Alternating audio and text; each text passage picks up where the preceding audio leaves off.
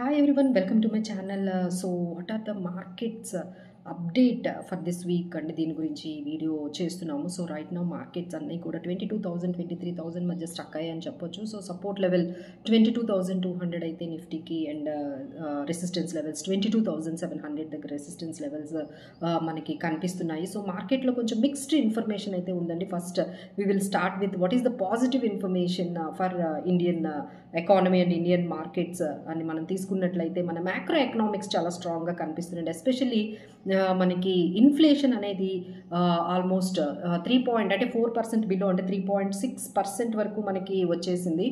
So that is మనకి inflation 7 month లో దగ్గరకు వచ్చింది. అలానే ఇండియన్ ఇండస్ట్రియల్ అవుట్పుట్ యాక్టివిటీ అయితే మనకి 8 months హైస్ 5% దగ్గర ఉందండి. సో ఇవన్నీ చూస్తుంటే మనకి ఇండియన్ మ్యాక్రో ఎకనామిక్స్ చాలా అవుట్లుక్ చాలా స్ట్రాంగ్గా మనకి కనిపిస్తుంది. ఇంకా ఇన్ఫ్లేషన్ ఇంత తగ్గింది కాబట్టి మనకి ఫ్యూచర్లో మేబీ ఆర్బీఐ ఇంకొంచెం రెపో రేట్ కూడా తగ్గించే అవకాశాలు కనిపిస్తున్నాయి. So this is all good news macro లెవెల్లో అయితే మనకు కనిపిస్తుంది. But what are the threats we're seeing అని మనం చూసుకున్నట్లయితే గ్లోబల్ మార్కెట్స్ అయితే కొంచెం ఎడ్జీగా మనకు కనిపిస్తుంది. ఎస్పెషల్లీ యూఎస్లో అయితే చాలా వరకు ఫ్లక్చువేషన్స్ వాల్టిలిటీ అనేది కనిపిస్తుంది. ఐటీ జైంట్స్ అయిన మనకి టెస్లా కానీ ఎన్విడియా అమెజాన్ ఆల్ఫా మైక్రోసాఫ్ట్ ఇవన్నీ కూడా దాదాపుగా ఒక 12% నుంచి 50% వరకు ఒకసారిగా కరెక్షన్ అనేది కనిపించింది. మేబీ యూఎస్లో కొంచెం స్లో డౌన్ ఉండబోతుంది అనే దాంతో కొంచెం గ్లోబల్ ఎకానమీ అంతా కూడా కొంచెం నర్వస్నెస్ అయితే మనకి కనిపిస్తుందండి. సో గ్లోబల్ ఇంపాక్ట్ మన ఇండియన్ మార్కెట్స్ మీద మనకి డెఫినెట్గా ఉంటుంది. సో దానివల్ల ఇంకొంచెం సెట్ బ్యాక్ మనకి ఈ గ్లోబల్ నుంచి మనకి ఈ స్లో డౌన్ వల్ల కనిపిస్తుందండి. సో వన్ మోర్ పాజిటివ్ ఏంటంటే మనకి క్రూడ్ ఆయిల్ బిలో $70 ఉందండి. So that is very good news for us. $69 per barrel అనేది మనకి ట్రేడ్ అవుతుంది crude oil, which is very good for our economy.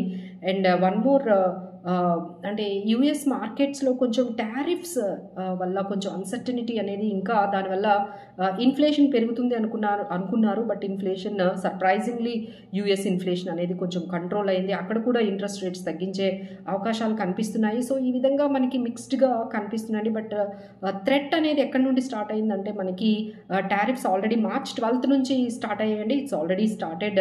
Canada మీద ఫస్ట్ 25% అంటే యూఎస్ కెనడా బోర్డ్ దగ్గర already there is some disturbances have started. అంటే manufacturing వాళ్ళకి కానీ ఈ బికాస్ ఆఫ్ ఈ కొత్త ఈ టారిఫ్స్ వల్ల కొంచెం లాజిస్టిక్స్ కానీ కొంచెం డిస్టర్బ్ అవ్వడం అనేది ఆల్రెడీ స్టార్ట్ అయిపోయిందండి.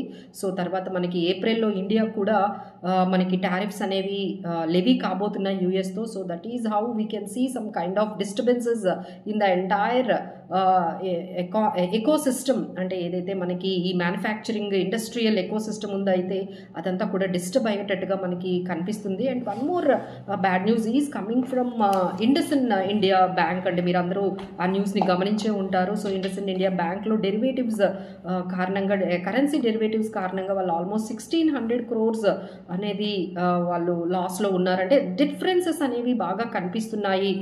వాళ్ళు చూపించే అకౌంట్స్లో చాలా డిఫరెన్సెస్ కనిపిస్తున్నాయని చెప్పి ఆర్బీఐ ఎక్స్టర్నల్ పీపుల్ని కూడా పెట్టి అక్కడ రివ్యూ చేయించిందండి. ఇప్పుడైతే వాళ్ళ అంటే ఇండస్ఇండ్ బ్యాంక్ గురించి అంత భయపడాల్సిన అవసరం లేదు, స్టేబుల్గా ఉంది, క్యాపిటల్ సిచ్యువేషన్ కూడా స్టేబుల్గా ఉందని ఆర్బీఐ చెప్తుంది. కానీ బట్ ఇలాంటి డిఫరెన్సెస్ వాళ్ళ అకౌంట్స్లో ఈ డెరివేటివ్స్ వల్ల వచ్చినవి ఆల్మోస్ట్ 8 years నుంచి క్రాప్ అప్ అయినవన్నీ ఇప్పుడు 1,600 crores బయటకు వచ్చాయండి. సో ఇది ఇండస్ఇండ్ ఇండియా బ్యాంక్లోనైనా మిగతా బ్యాంక్స్లో కూడా జరిగే అవకాశాలు ఉన్నాయి. కాబట్టి అక్కడ కూడా ఆర్బీఐ కొంచెం రివ్యూ చేయడం అనేది స్టార్ట్ అయిందండి. So this is how there is a nervous system in Indian banking సిస్టంలో ఒక్కసారి రివ్యూ అనేది జరుగుతోంది. సో ఇది మనకి ఇండస్ఇండ్ బ్యాంక్ నుంచి వస్తున్న న్యూస్. ప్రస్తుతానికి అయితే స్టేబుల్గా ఉంది. సో 10 years నుంచి ఇండస్ఇండ్ బ్యాంక్లో ఒకటే ప్రైస్ ఉందండి, 1000. అప్పుడు మనకి 2014లో 1000 ఉంది. ఇప్పుడు 2024లో కూడా మనకి ఇండస్ఇండ్ బ్యాంక్ అంటే 2014లో 1000 అండ్ 2024లో కూడా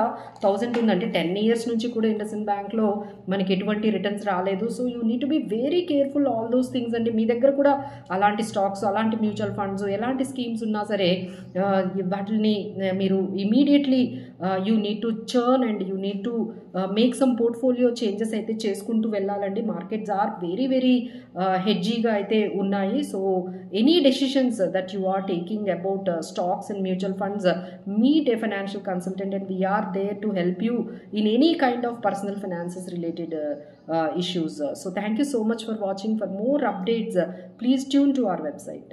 Our website is www.madhvireddy.com, and please do subscribe our channel, Madhvi Reddy Certified Financial Planner. Thank you so much.